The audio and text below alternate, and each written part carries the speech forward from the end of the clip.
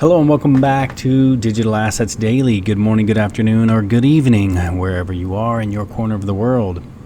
Hong Kong and Abu Dhabi changed crypto regulations to align with the FATF. On February 26, Hong Kong's Financial Secretary Paul Chan stated that his administration will strengthen its AML and CTF policies regarding cryptocurrencies. In his recent budget speech, Chan indicated that the amendments will address recommendations made by global financial watchdog and the FATF. The FATF assessed that Hong Kong was largely compliant with its AML CTF guidelines following a September 2019 evaluation. The assessment saw Hong Kong become the first jurisdiction in the Asia-Pacific region to pass the FATF's appraisal. The proposed changes to Hong Kong's AML CTF policies have been put forward as part of the government's 2020 to 2021 budget and will be passed into law following a period of public consultation. And if you follow us on Twitter, we posted a lot of information directly from Congress with Stephen Mnuchin speaking directly in regards to U.S. President Donald Trump's 2021 budget. Chan indicated that the amendments will predominantly affect cryptocurrency exchanges and remittance service providers, adding that the detailed proposals will be published later this year. Dealers in precious metals, stones, and jewelry will also be brought under the new AML CTF framework. And Abu Dhabi changes crypto regulations to align with the FATF on February 24th. The Financial Services Regulatory Authority, one of the three regulators overseeing the Abu Dhabi global market, the ADGM, announced amendments to its crypto regulations, and the changes include changing the term crypto asset to virtual asset to align with FATF vocabulary. So maybe we'll see that coming in the US soon as well. We'll see what happens. The ADGM will also expand its regulatory category of operating a crypto asset business to address other regulated activities that relate to crypto businesses, including custody services, operating a trading facility, and dealing in investments. Abu Dhabi and Hong Kong comprise the latest jurisdictions to update their crypto regulations in response to the recent FATF directives following South Korea, Singapore, and Switzerland. Pretty lengthy article here, but it's pretty cool. They are headlined, "Too Good to Be True." When something looks too good to be true, it usually is. In regards to the USD-backed stablecoin, is 10x better than your savings account, runs the headline on an unsolicited press release in my inbox yesterday, and it goes on to explain. The average interest rate for savings accounts in the U.S. currently stands at 0.09%, with some German banks even charging negative interest rates. Universal Protocol, a coalition of leading blockchain organizations including Uphold, Cred Blockchain at Berkeley, and Bittrex Global, has recently introduced interest rates of 10% PA for its USD-backed stablecoin UPUSD. Okay, so they're issuing an altcoin at high interest rates. Why are they comparing this to with an FDIC insured savings account? Well, the UPUSD is a fully transparent digital asset that is collateralized one-to-one with US dollars and held at a US domiciled FDI insured bank. The FDIC insured banks don't hold digital assets, they hold US dollars. So this should read collateralized one-to-one with US dollars held at US domiciled FDIC insured banks. Perhaps they're redundant and is a typo. But even when corrected, the statement is so misleading it amounts to mis-selling.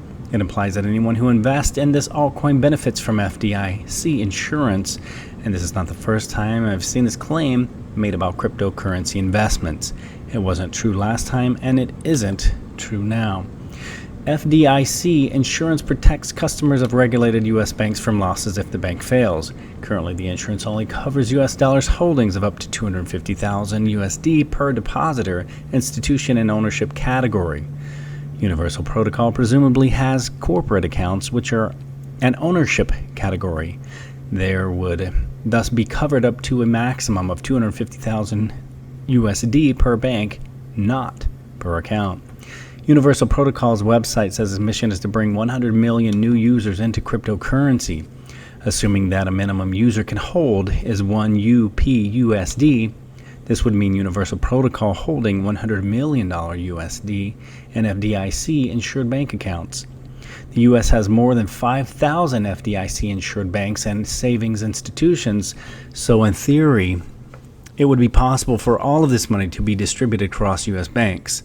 However, managing hundreds of banking relationships would be an enormous overhead, and I suspect that if it comes anywhere near succeeding in its mission, Universal Protocol will find that ensuring FDIC backing for all of its USD reserves isn't something that it really wants to do. However, currently the reserves backing UPUSD are far below the FDIC limit.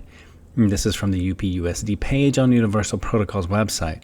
The stablecoin is underpinned by a reserve management developed by Uphold, the world's most transparent digital platform of money, which has handled nearly 4 billion USD in transactions and publishes its assets and liabilities in real time.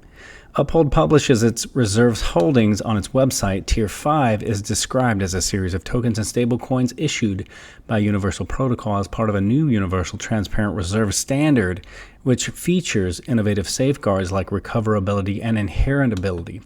The 3 coins listed here are UPUSD, UPBTC, and UPEUR.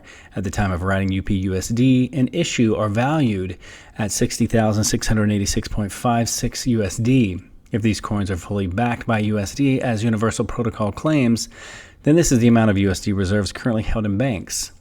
So they have some way to go before their claim that the reserves are fully FDIC insured starts to look shaky. But there is a much bigger problem with the Universal Protocol's implied claim that the UPUSD investments would be FDIC insured.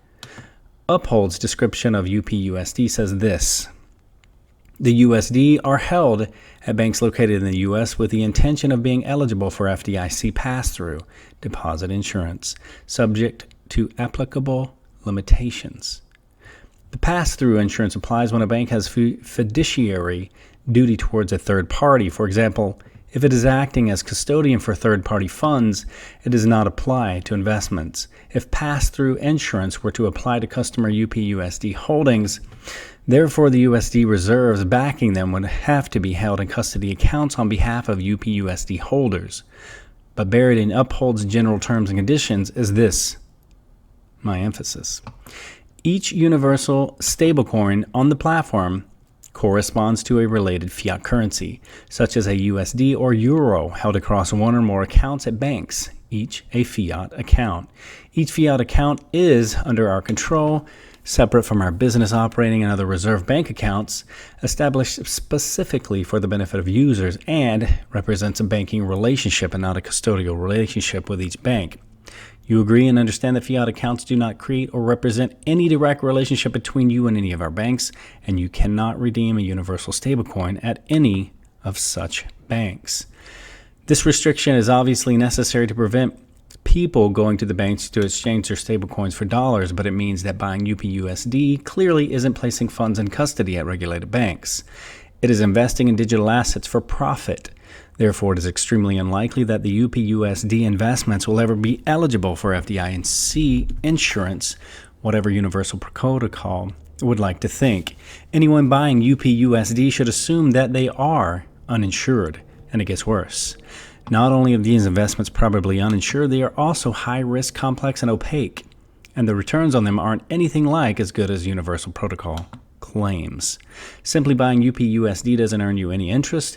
To earn a return, you have to lend it out to the Uphold Earn app, also known as Cred Earn.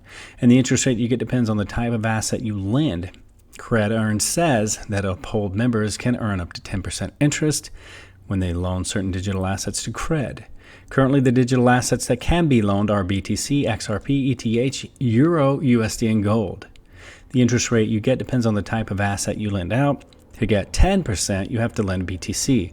Thus, to earn 10% interest, you have to exchange a stablecoin backed 100% by USD reserves for a highly volatile cryptocurrency. I could find no evidence in Cred's marketing material that 10% could be earned in any other way, so Universal Protocol's claim that its USD-backed stablecoin enjoys interest rates of 10% isn't really true. There is good reason that the promised returns to prove elusive. Excuse me. Browsing Cred's website finds this. Cred offers sub 10% APR on loans, not 25% like banks and credit card companies. Clearly, it isn't going to pay anything like 10% on most deposits. Everything except BTC earns 3 to 5%. If the average loan rate is 8 to 10%, that is a respectable margin, but is an interest rate of 3% really sufficient to compensate investors for the loss of FDIC insurance when online banks are offering between 1.5 and 2% on FDIC insured accounts? And then there is the nature of the lending on which their somewhat underwhelming returns depend. When you lend your UPUSD or your BTC or whatever, you aren't lending it to Upholder Cred, you're lending it to a third-party browser. This was CredEarn's answer to the question, what do you do with my crypto assets? Cred offers crypto lending on a collateralized and guaranteed basis, and your crypto assets are used to lend. Cred acts as an intermediary between borrowers and lenders, and Cred says that borrowers borrow under its own credit line against cryptocurrency collateral. But the funds it lends out aren't its own. Unlike a bank, it physically transfers funds you've chosen to lend out into its lending pool. Loan assets are swept from customer accounts on the 1st and 15th of every month. For example, if you pledge assets in the week of January 28th, your funds will be removed from your Uphold wallet on February 1st, and you will start earning interest that day. February 1st. If you pledge on February 5th, the assets will be swept from your account on the next funding date, February 15th, and you will start earning on February 15th. And unlike a peer-to-peer lender, you won't know who borrows your funds or what they use them for. All you are told is this. Your pledged assets are used to lend and transact with a variety of customers, including retail borrowers and money managers with well-established track records. Cred does not lend to short sellers. Cryptocurrency lending is not like bank lending. People don't borrow cryptocurrencies to buy cars or houses or even fund business ventures. No, they borrow cryptocurrencies to trade them for other cryptocurrencies, often at very high leverage. Cred partners with crypto exchanges such as BitBuy and Bittrex Global, which don't offer margin lending facilities to traders. It's not difficult to work out where your funds are going. Furthermore, the message on the earn screen saying what Cred does with your pledged assets also appears on the borrow screen. So it appears and seems that Cred lends out the crypto assets that borrowers pledge as collateral, and you thought your funds were safe. The press relief I received misleading presents UPUSD as a high-interest substitute for FDIC-insured USD bank accounts. Nowhere does it say that UPUSD might be covered by FDIC insurance. Indeed, by saying UPUSD is fully backed by USD reserves, pardon that interruption right there, in FDIC-insured banks, it gives the impression that this investment is safe as an insured savings account. It also fails to disclose that the fact that the advertised interest rate can be earned by taking on considerable market and credit risks, and that investor funds may be used for speculative purposes. It is hard to not conclude that the press release is intended to mislead naive retail investors into moving their funds from insured savings accounts to highly risky uninsured investments. Before writing this piece, I informed Dan Schatt, the chairman of Universal Protocol and surprise, surprise, president of Cred, of my intention to warn the public that his product is in no way equivalent to an insured bank savings account, that investments would not be FDIC insured, and that investors would only earn the advertised rate of interest if they allowed their funds to be lent to margin traders at high leverage. I invited him to explain to me why I should not do this, and I received no response. So here's my warning. High returns always mean high risk. If someone promises high returns with no risk, they are selling snake oil. Don't be fooled. My reason for sharing this is no defense or no offense of this letter and no support or disapproval of the author. My point of sharing this is to make a point to all of the new investors. Read everything very cautiously, because as we get closer and closer to the next major bull run, things will be quite different this time, as the last bull run in 2017 was still a speculative bull run. This one will be on use case and utility, and it will be immensely different than the previous bull run.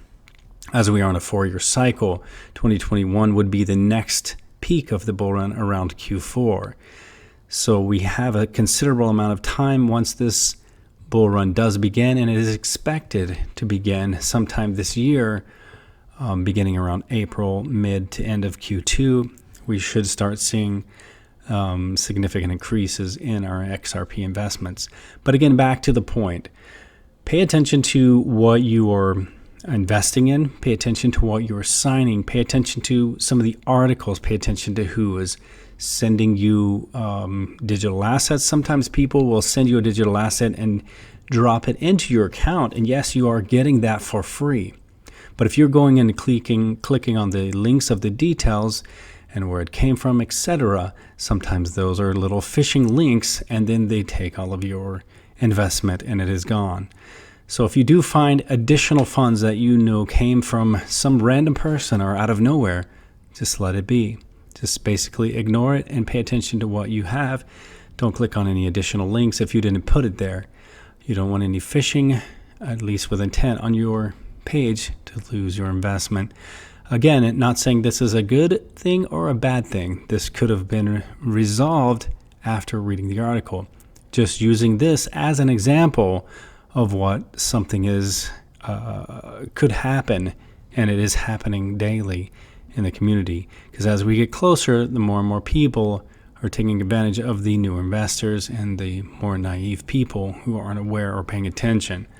So just want to state that clearly. It is still not as safe as your traditional investment or not as safe as your traditional bank, but it's not quite as bad as it was years ago when it was still the wild, wild west.